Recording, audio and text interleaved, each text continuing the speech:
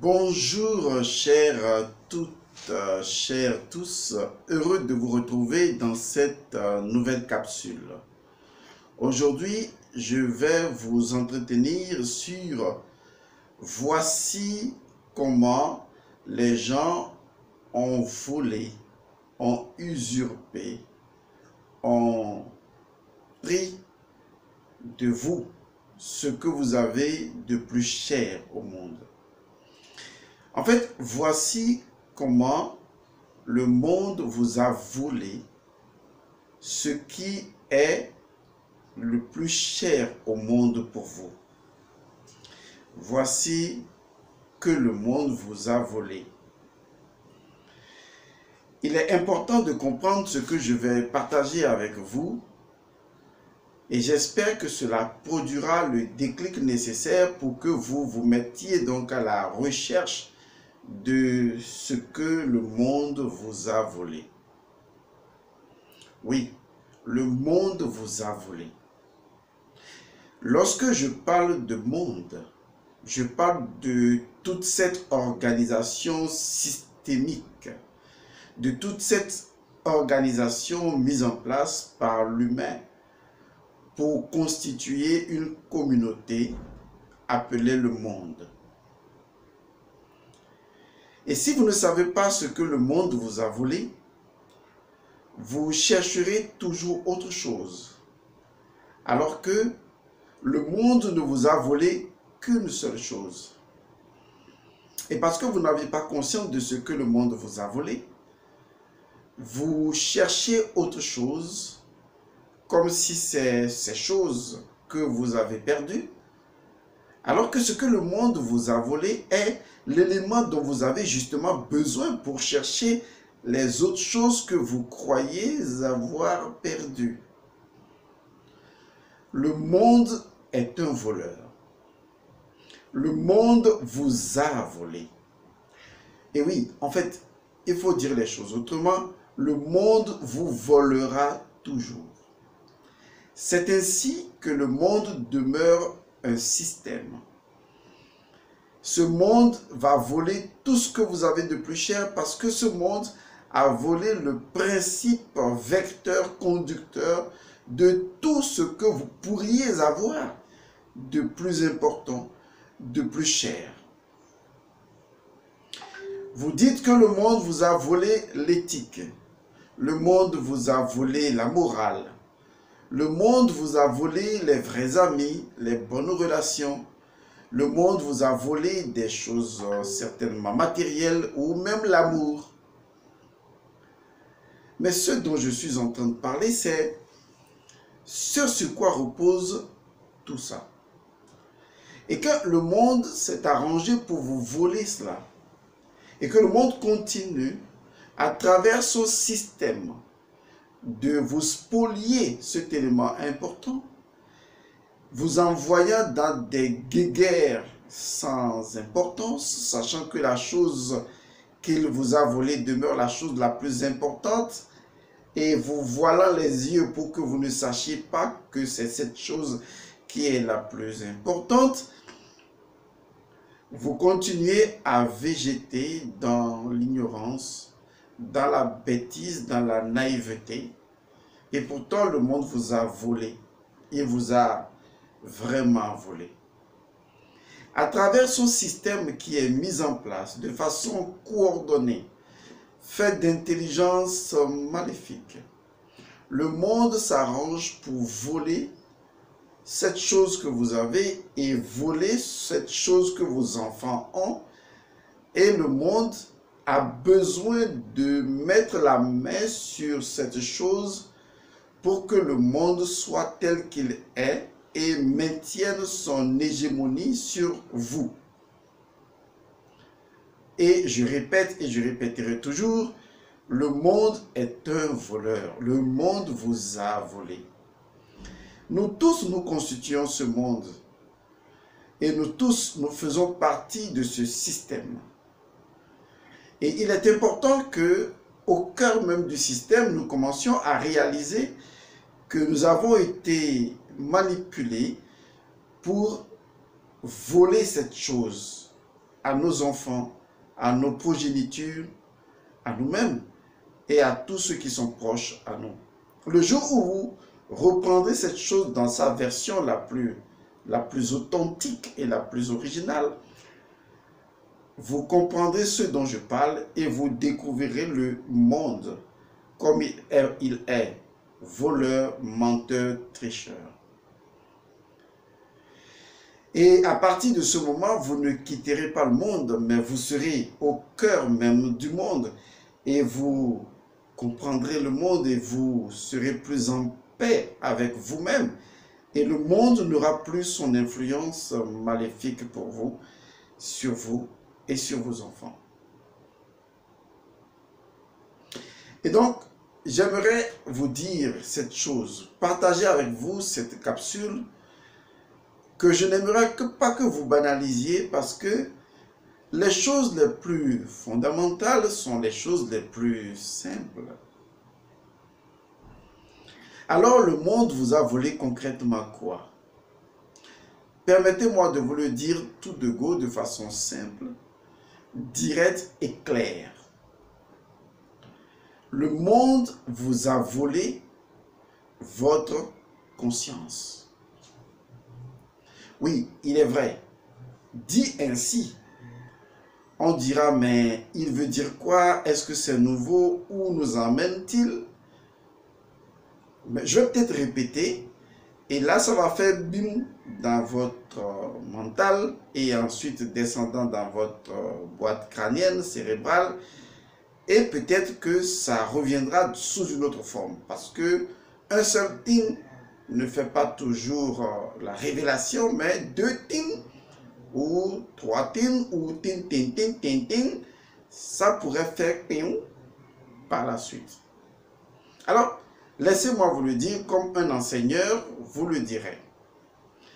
Le monde vous a volé votre conscience. Le monde systémico-systémique vous a volé votre conscience. Et là, je vais peut-être vous écouter me parler et les gens certainement seraient en train de se dire, oui, mais avec quoi nous l'écoutons finalement, puisque nous avons une conscience et que nous pouvons l'écouter. Ce que vous utilisez aujourd'hui et que vous appelez par erreur, par véritable erreur, la conscience, c'est un résidu de la conscience. Vous comprenez bien le sens du mot résidu, du résiduel. C'est un résidu, c'est un dépôt de votre conscience que vous utilisez. Votre véritable conscience, votre conscience originale, profonde, authentique, cette conscience, vous ne l'avez plus. Le monde vous l'a volé.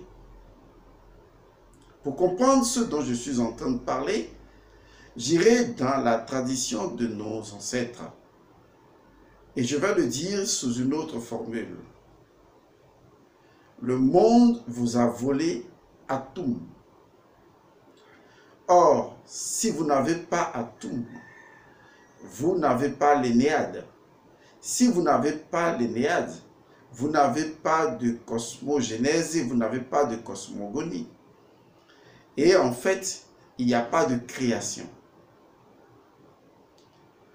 Et donc, en réalité, lorsque je dis que le monde vous a volé votre conscience et donc que le monde vous a volé votre Atum et qu'il ne reste de vous qu'un résidu très lointain, extrêmement lointain, infinitésimal de votre conscience avec lequel vous opérez dans l'existence, je suis en train de vous faire comprendre que le monde a orchestré de façon très ingénieuse pour que vous, moi ou n'importe qui, pour que justement vous ne découvriez jamais que votre conscience vous a été volée. Et c'est d'ailleurs pourquoi vous ne vous êtes jamais posé la question, vous ne vous êtes jamais posé la question de savoir, est-ce que j'ai une conscience? Oui, bon d'accord, vous me direz, je ne poserai pas la question puisque j'ai une conscience. Non, en fait, vous devriez vous poser la question. Et même pour aller plus loin, si vous voulez des précisions, vaut mieux dire alors, est-ce que vous avez la conscience originale et authentique qui en fait indique que vous êtes un être humain? Vous savez, il est difficile souvent lorsqu'on a une chose de vouloir se poser la question de savoir est-ce qu'on l'a vraiment ou est-ce qu'on l'a cette chose-là. C'est peut-être pourquoi vous avez du mal à poser la question parce que vous tous, vous croyez être détenteurs de conscience. Et donc l'idée même de pouvoir vous imaginer en train de vous poser la question de savoir est-ce que j'ai une conscience ou bien où est ma conscience ne vous effleurerait pas l'esprit. C'est tout à fait normal lorsqu'on vous a laissé un résidu de quelque chose que vous prenez comme la chose elle-même puisque vous avez oublié l'authenticité et l'originalité même de la chose et donc vous vous contentez de ce résidu comme étant la réalité et la vérité. Eh bien, pourquoi se poser la question et se demander où est ma conscience? Est-ce que j'ai ma conscience? Vous voyez, c'est ça la difficulté. Et pourtant, c'est la question socratique. C'est la questionologie qui l'impose. Je me rappelle souvent et toujours de cette question que mon fils m'a posée un jour. Il a dit, « Papa, je sais très bien, lorsqu'on me dit, on me parle de la mort. On dit que les gens meurent parce qu'il y a eu un péché dans le jardin d'Éden. J'ai lu ça. On meurt parce que, bon, la biologie a dit on grandit, on vieillit, on meurt. J'ai pris connaissance d'autres choses, on dit oui, voilà pourquoi on meurt. » Et donc, il m'a posé les différentes hypothèses de sa connaissance. Et toutes ces hypothèses, je les connais. Et effectivement, je n'en trouvais pas d'autres non plus. Mais sa question s'était imposée quand même. Il a dit, pourquoi on meurt? C'est en cela que, à travers la questionologie, on se crée soi-même une crise de conscience. Sinon, souvent, on ne se questionne pas, on s'interroge. On ne se questionne pas, on s'interroge. S'interroger, c'est différent de se questionner. S'interroger signifie tout simplement que vous avez une réponse et comme un interrogatoire, on vous pose une interrogation et vous restituez la réponse qui vous a été donnée ou que vous sembliez connaître ou que vous connaissiez. Mais en matière de question, quête, il s'agit de continuellement faire une quête au sein même de la chose qui semblait être la plus évidente possible. En se demandant justement, en posant ou en reposant toutes les hypothèses connues et les plus improbables, en se demandant toujours pourquoi. Et donc, si vous ne mettez pas en œuvre cette disposition intérieure, vous allez tout simplement fausser la donne en vous disant, oui, j'ai déjà une conscience, je ne vois pas pourquoi je me poserais la question de savoir où est ma conscience. Et pourtant, c'est justement parce que vous avez une conscience, ou du moins vous croyez en avoir, que vous devriez réellement vous poser la question. Puisque si en fait vous l'aviez vraiment, et que c'est vraiment la conscience vraie que vous avez, un surplus de questions n'empêcherait rien du tout, à moins que vous avez peur de découvrir quelque chose d'autre. Et c'est là que j'interviens pour vous dire, pour ma propre expérience personnelle, lorsque j'ai pris ce chemin de devoir remettre en cause ce résidu de la conscience qui m'a toujours fait croire, ou qui m'avait toujours fait croire qu'elle était ma conscience, lorsque j'ai remonté le flux en avant, en amont de ce résidu de la conscience, je me suis rendu compte qu'en réalité, eh bien c'est ce que je suis en train de vous dire, l'humanité a vu sa conscience voler. Contrairement à ce que vous croyez, vous n'avez plus de conscience depuis très longtemps. Vous avez un résidu de conscience qui est un semblant de conscience qui vous fait croire que c'est la conscience, alors qu'en réalité, votre atome était perdu il y a très fort longtemps. Si vous aviez la conscience, vous vous poseriez toujours cette question et elle ne vous gênerait pas du tout. Vous l'auriez fait à plusieurs reprises. D'ailleurs, dans votre vie au quotidien, ne vous arrive-t-il pas en vous adressant à une autre personne, est-ce que toi tu es conscient? Pourtant la question demeure, vous dites à une autre personne, est-ce que tu es conscient? Ou vous allez même très loin en lui disant, est-ce que toi tu as une conscience? Mais ce n'est pas forcément une question que vous vous posez. Et surtout que vous vous posez souvent. Puisque vous vivez dans l'évidence de la conscience que vous avez la conscience. Et par conséquent, cette exploration intérieure ou cette imploration de la conscience ne vous intéresse pas. Cette intériorisation n'est pas votre chemin. Puisque vous avez la garantie par l'utilisation de ce résidu de la conscience que vous avez la conscience, même si vous-même vous confondez et conscience et résidu de la conscience. Le résidu de la conscience n'est pas de la conscience. C'est un visage pâle. Ce n'est pas la réalité. C'est une mort. C'est une conscience morbide. C'est une conscience mortifère. Il faut commencer à recomprendre les choses autrement. Le monde a été conçu pour vous voler votre conscience. Et votre conscience est atome. Je ne vais pas rentrer dans le développement d'atomes. Mais pour les personnes qui ont suivi la plupart du temps mes interventions sur la divinité atome et sur le principe atome qui le représente au fond, je vous assure, si vous aviez une conscience, et si vous en aviez conscience vraiment, elle serait identique à la conscience atome. Alors la question est la suivante.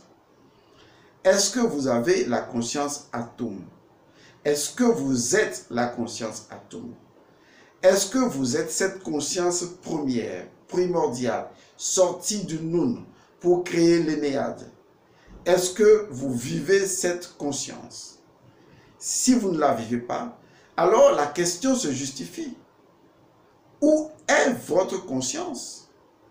Et je vous réponds en disant, le monde a été organisé de façon intelligente, non pas pour vous voler vos biens matériels, ni inventer des vaccins ou des maladies, non. Toutes ces choses ne sont que les corollaires d'une chose primordiale qui vous a été volée et que vous n'aviez pas pris soin au départ de revendiquer. Et aujourd'hui, vous revendiquez des mièvreries qui ne vous seront jamais données ou, si elles vous étaient données, elles ne régleraient pas du tout le problème puisque le fond même du problème demeure ce qui vous a été fondamentalement volé, à savoir votre conscience vous a été volée. Et tout ce qui tourne autour de ce que vous appelez revendication mondiale ou sociétale ou continentale ou nationale et autres, toutes ces choses-là, ce sont des arnaques. Je vous assure, toutes ces choses sont des arnaques. Arnaques dans lesquelles vous rentrez. Parce que justement, vous avez égaré votre conscience. Et le résidu de conscience essaie désespérément de se justifier d'être la conscience qu'elle n'est pas. Le problème est très profond, mais vous l'avez toujours géré de façon périphérique et de façon superficielle. Parce que vous ne voulez pas voir les choses de façon holistique. Vous ne voulez pas voir un tout disponible. Pour vous, c'est disséquer les informations comme si elles n'étaient pas corrélées, comme si elles n'étaient pas reliées ensemble. Et pourtant, elles sont reliées ensemble. Prenez tout ce qui se passe aujourd'hui dans le monde entier.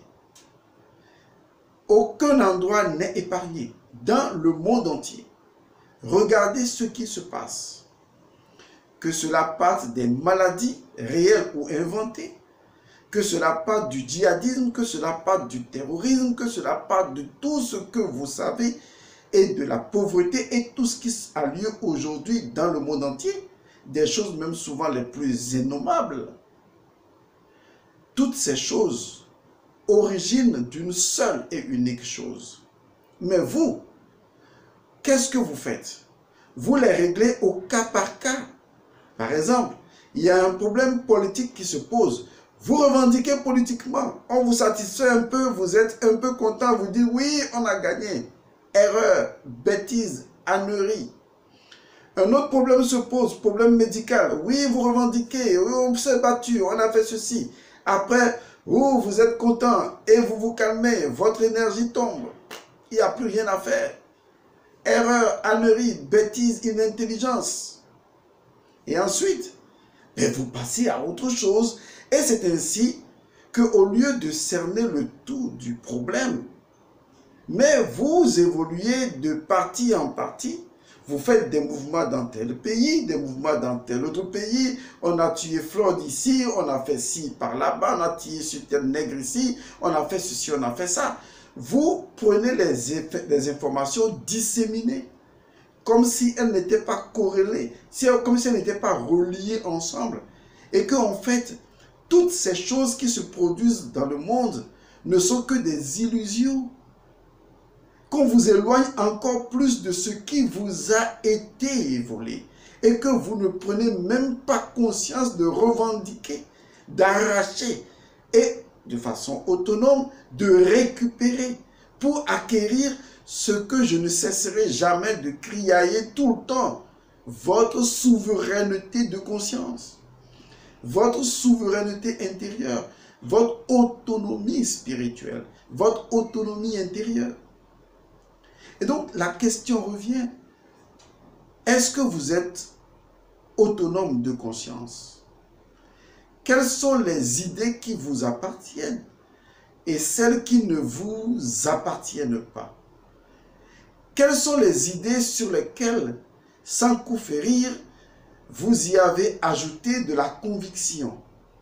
Lorsque les informations circulent, et que l'on sollicite vos émotions pour vous tirailler de haut en bas, pour vous faire mouvoir de gauche à droite, lorsque vous plongez dans cette mer océanique de l'Internet où on vous dit que telle star a fait ci et tel autre a répliqué et que vous rentrez dans les méli-mélos de stars qui n'a pas appelé telle star, qui n'a pas salué et que vous mélangez toutes ces choses, est-ce que vous réalisez que si vous aviez la vraie conscience et non le résidu de conscience, vous ne seriez pas dans de telles âneries? Parce que de telles âneries n'ont qu'un objectif précis. Veillez à ce que vous viviez toujours dans une conscience fragmentée et non dans une conscience unifiée. Alors je repose la question, et c'est une question que sérieusement je vous pose. Où est votre conscience? Et vous serez idiot en me répondant que vous en avez. Vraiment. Le plus intelligent de votre part serait de reconnaître que, en fait, vous n'en avez pas. Parce que je reposerai la question autrement en disant, où est votre atome? Que vous comprendrez rien. Et c'est juste là que vous réalisez que votre conscience, vous l'avez perdue il y a longtemps. Et que le système est conçu pour que vous ne soyez jamais conscient, pour que vous ne récupériez jamais la conscience, pour que vous ne fassiez jamais la quête de la conscience. Alors, si je comprends bien, vous croyez, vous, dans votre naïveté enfantine, vous croyez sérieusement que toute la machinerie du monde est orchestrée pour vous permettre d'avoir la conscience? Soit vous êtes naïf, soit vous êtes bête, soit vous avez choisi d'être ignorant. Parce que ce monde systémique, tel qu'il est conçu, ne possède pas les gènes ni la génétique de sa propre configuration capable de produire des êtres conscients. Barrez ça, ça n'existe pas. Vous confondez être intellectuel, sauvagement intellectuel, et être conscient. Tout comme vous confondez toujours être intelligent et être intellectuel. Ce monde n'a pas pour vocation de vous permettre de récupérer votre conscience, de récupérer l'autonomie de votre conscience, de récupérer votre conscience, de récupérer votre atome. Ce monde ne possède pas la pédagogie, la configuration qui vous conduisent à cela. Ça ne peut pas se faire. Son égrégore est conçu de telle sorte que ce monde a besoin de votre énergie. Ce monde a besoin de vous sucer. Ce monde a besoin de vous vampiriser pour exister. Et vous pensez que ce monde peut vous offrir de la conscience au moment où ce même monde vous vampirise votre énergie pour pouvoir s'autosuffire. Je suis en train de faire cette capsule pour provoquer un choc de conscience, et si mes mots ont été blessants ou durs, franchement, je ne m'en excuse pas. Vous savez pourquoi? Parce que je vais être gentiment impoli pour vous permettre d'être impoli à votre tour envers ce résidu de la conscience et vous rebeller envers ce résidu de la conscience. Vous voyez donc que se rebeller contre un dictateur ou une dictature ou contre des choses, que ce soit sur les réseaux sociaux ou de façon physique, depuis que vous avez commencé à le faire et que vous le faites, qu'est-ce que ça a changé? Pensez-vous que le système n'a pas prévu que vous allez réclamer? Et que le système fait tout pour faire semblant de vous honorer dans vos réclamations, quitte à vous retomber dans les mêmes sempiternelles questions et qui reviennent encore et encore? Parce que le monde étant dénué de ce qu'il vous a volé, eh bien, le monde vous a volé votre conscience. Le monde a volé votre atome. Alors, si vous ne retournez pas dans votre chambre, et dans votre chambre, retournez dans l'autre chambre, la chambre de votre propre vie personnelle, de votre conscience, si vous voulez. Et ensuite, commencez à criser intérieurement, à générer volontairement une crise de conscience, parce qu'on peut la générer volontairement, en vous questionnant sérieusement sur la fiabilité de la conscience actuelle dont vous faites usage. Et à partir du moment où vous commencerez à remettre en cause l'originalité, l'authenticité, et donc la fiabilité de votre propre conscience, en ce moment, la crise va commencer dans votre propre conscience. Et c'est ainsi que vous allez réaliser, comme je l'ai fait il y a plusieurs années, pour pouvoir devenir ce que je suis aujourd'hui, que le monde est faux, il est menteur, il est meurtrier, et que le monde vous a volé une chose que le monde ne mettra jamais en œuvre pour vous donner, la conscience. Et que ce que vous avez aujourd'hui, ce n'est pas la conscience que vous avez. Vous ne l'avez jamais connue, vous ne l'avez jamais touchée. ce dont vous faites usage et que vous utilisez dans toute votre existence et dans toutes les activités de votre vie, ce n'est pas la conscience. C'est un résidu de la conscience. C'est de la conscience résiduelle. Et cette conscience résiduelle, non originale et non authentique, est une maladie qui gangrène cette planète Terre.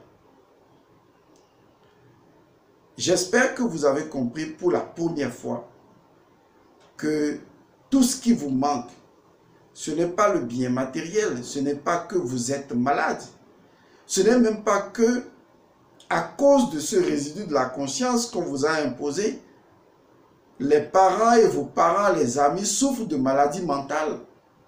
Tout cela provient de ce résidu de la conscience.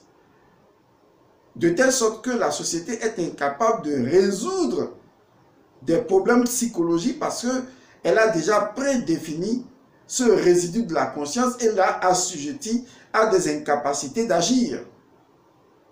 Et tout ce qui sort de ce résiduel de conscience est jugé anormal. Et donc vous ne voyez pas comment petit à petit, on vous grignote la conscience jusqu'à ce qu'il ne reste plus la conscience. Aujourd'hui, il n'y a plus la conscience. Il y a une conscience résiduelle, un résidu de la conscience, un déchet de la conscience. Mais la conscience elle-même, elle n'est plus là. Elle a disparu. Et comme mon garçon m'a posé la question, il dit, je connais toutes les hypothèses sur la mort, pourquoi on meurt. Mais papa, je veux poser une question. Je dis, oui, quelle est la question? Il dit, mais pourquoi on meurt? Non pas qu'il n'était pas satisfait par les précédentes réponses, mais qu'en réalité, il a vraiment compris. Alors, est-ce que vous êtes sûr que vous avez la conscience? Mais et si vous avez la conscience et que vous êtes sûr de son originalité, de son authenticité, pourquoi tant de dichotomies dans le monde? Pourquoi tant de problèmes dans le monde? Pourquoi tant de conflits dans le monde? Un monde qui ne sait même pas dire ce qu'est la conscience. J'espère que vous avez compris. J'espère que vous comprendrez. Et j'espère que vous allez faire ce qu'il faut.